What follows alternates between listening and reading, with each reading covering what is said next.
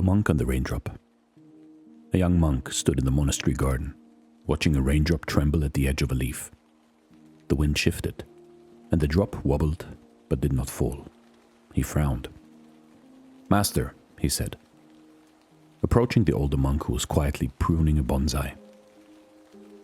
"How can I understand the world? Is it in the raindrop, or somewhere beyond it?" The master didn't look up immediately.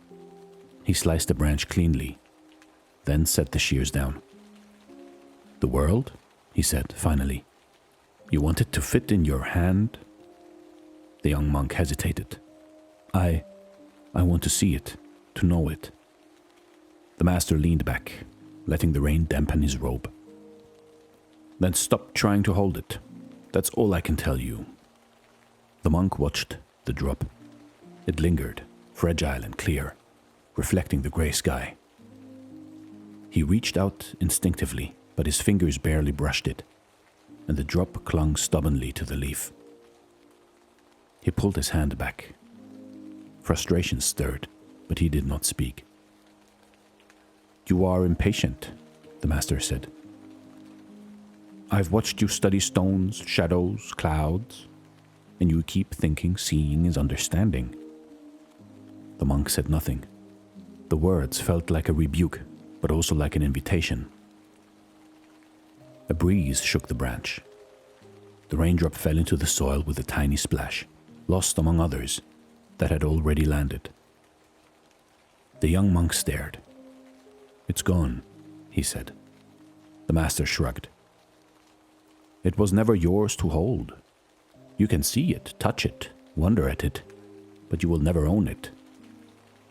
The young monk looked down at the wet earth, then back at the master, unsure if he had learned anything at all. "Then what is the point?" The master studied him, expression calm, hands resting on his knees. "I don't know. The point is often the question itself.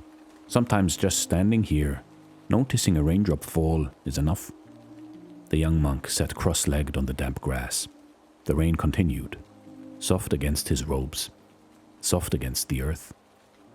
He watched the garden, the leaves, the subtle movements in the air. He felt no sudden insight, no flash of understanding, only the steady presence of the moment. The master continued pruning the bonsai, humming faintly to himself.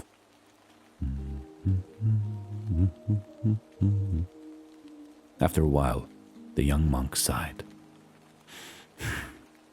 It was not a moment of triumph, but it was something. And perhaps, he thought, that was enough.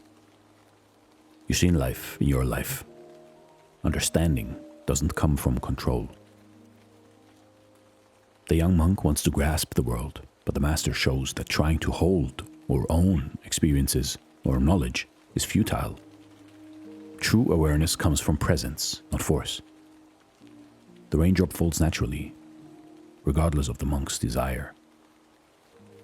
By simply noticing it without trying to control it, he begins to experience a quiet understanding of life's flow. This is Dare to Do Motivation, Stories.